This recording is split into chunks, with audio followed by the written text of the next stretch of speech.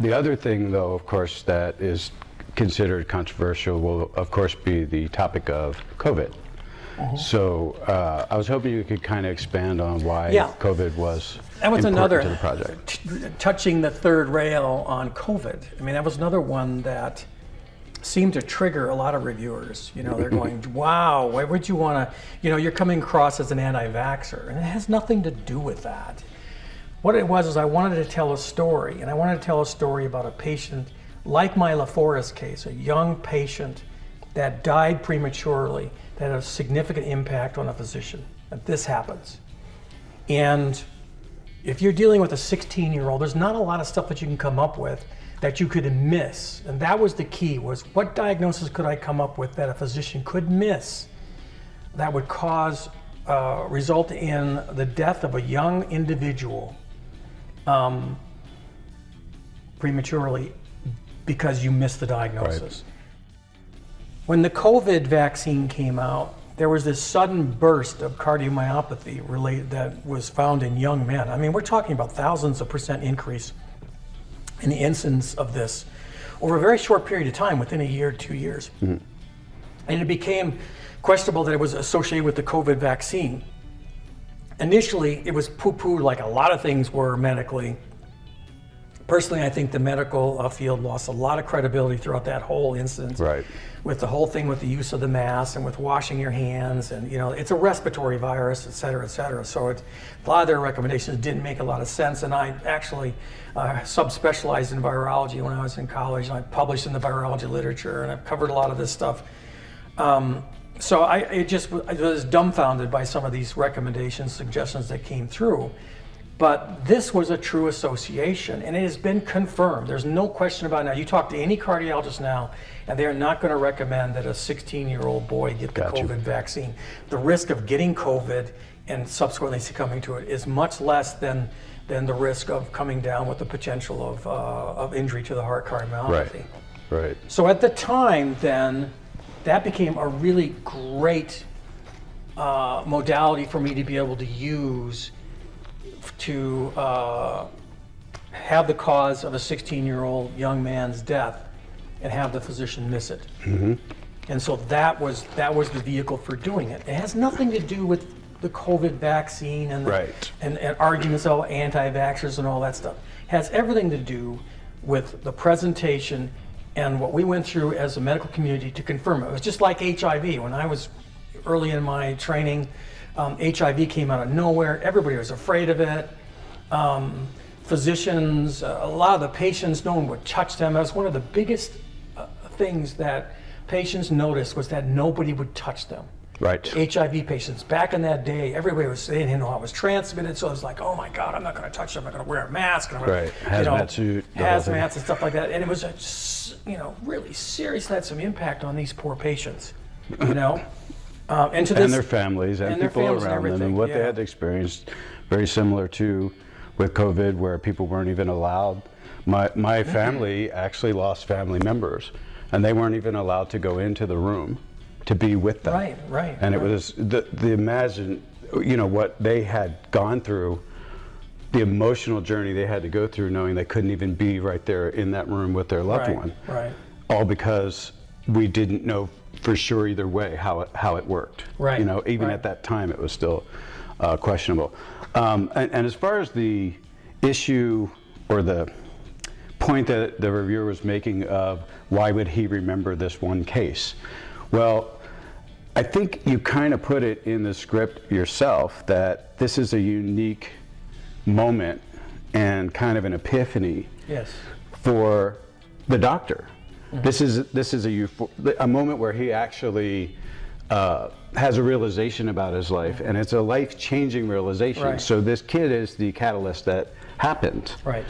Things have happened before that in his life. Of course. But this one stands out specifically because he so blatantly missed it. Right. And he just changed not only a 16-year-old boy's life, but that entire family. Their entire ancestry is now changed. Yeah. Like the rest of their lives will not be the same as it would have been if this child had lived. Right. So I think it is a really important point of origin for why this movie needs to be made. You know, like you're sending a message of saying this was the catalyst, this was the point where he absolutely had to make a change in his life. Right. This is where he has to realize and come to terms with the fact that he has to change as a human being, and that's how he gets his full arc. He goes from the beginning, he goes through an experience, and he goes through his ending. How do you forgive yourself? Right. I mean, how do you forgive yourself for making such an error? And do it in 10 to 15 minutes. Yes. Right. That's the challenge, and that's why I was saying every detail that we make as a performer, and that's, you can say naivete, whatever you want to say about however certain writers are looking at it and what they're considering to be what they think is the path that the movie should take. Right. Where there should be more details, that there should be more specifics that's drawn in the script. But what I love about your script is that it gives the autonomy to the performer as well. Right. I can fill the life of this character. Yeah. And in 15 minutes, I can show a huge chunk of that character. And you're trusting in me to do that. Right. A lot of times they don't trust that. And that's why the film doesn't really go where it could, because it doesn't truly explore all those levels that the actor can find as well. Right, right. Yeah, and there's, you know, I've gotten those, you know, well, this needs to be expanded, you need to develop this character more and that character more. But you know, film is nuance. There's, all what we talk about is subtext. You know, less is more. And you can do so much in acting. And I know you all know this, by a simple gesture, by a simple look. You know, and I think that you are going to be able to know exactly how these characters feel very, very quickly. And you're not going to need a lot of backfill. You're not going to need to know, you know, what year this happened, et cetera, et cetera, et cetera. And is he married? And what happened to his wife? And, you know, a feature film, yes. In a short, no. In a short, we really have a goal. And the thing that's really interesting about this short is it actually has a 3-act structure. In 10 minutes, we have a 3-act structure, you know, which you rarely see in a short film. Right, and through the actions that you see the characters take, the position of where they are, that he's in the doctor's office, all of those things kind of fill in the important information that you need to know, which is this guy is about to take a journey of exploring himself and what he's been doing and how he's been living his life, and how this is going to be an epiphany to really change that for him. And he manifests seeing this kid over and over and over, everywhere he goes, everywhere. You know, and that's his psyche just working it out, just saying this is what you have to get through. This child's death has a permanent impact on his life. Of course, and he has to come to grips with it one way or the other. Right. That's what this. And then I love how you tie in, you know, and you know they could say, oh, it's too predictable, it's too wishy-washy, whatever they want to say. But the fact that you tie in another human being whose life he affected already, who reflects exactly what you say in The Office, you know, that you've touched so many lives, you've helped all the people, concentrate on the people that you've helped, and then you literally have proof of that right at the end. That's what gives him the power he needs to start healing himself, which is why he takes that step and says, yes, I do want to live. Yes, I do deserve to be saved. And yes, I am going to now take this this call with you and confirm I want the appointment. Yeah, one of the other things that's of interest, some other reviewers had commented on, well, it's a little bit too convenient, you know. Why did it take this guy, you know, 20 years or 25 years to track him down? You know, it's the internet years and stuff like that. But, you know, really, all he had to go on. This is a child. He's 15 to 20 years old when he's saved in that car accident. And all he remembers is what he was told in that brief period. This is Arthur we're talking about. Yes, Dr. Bronin saved him. Right. And so he doesn't know what his first name is. All he has is this last name, doesn't know how it's spelled. So you can see that if you started working with those kinds of parameters, that it's going to take a while. And also, it's not like that's all he's doing for his life.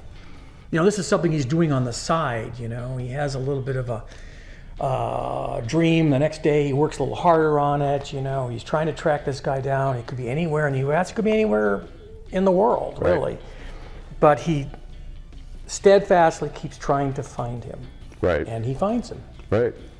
you know, and I mean, it's like such a powerful message of like how we actually manifest our world. So there's no coincidence that this Arthur will show up at the moment when Dr. Brona is finally ready to accept and receive proof that he has done good things, and that it is now up to him to forgive himself for it, to get past it, which is right in the title. So I guess brilliantly written. I'm incredibly proud to be a part of this project. Any reviewer who wants to challenge us, I welcome you to. I'm happy to reply back to you, because I've put 50 plus years of my life as an actor into this project already, and I think it's going to show. Yeah, right? it'll be fun. Yeah. All right. Is that it? I think that's it. Yeah. That's a take. It's a take. Oh, Thank here. you. Let me just lay it again. Okay. Forgive me, Retribution. Out.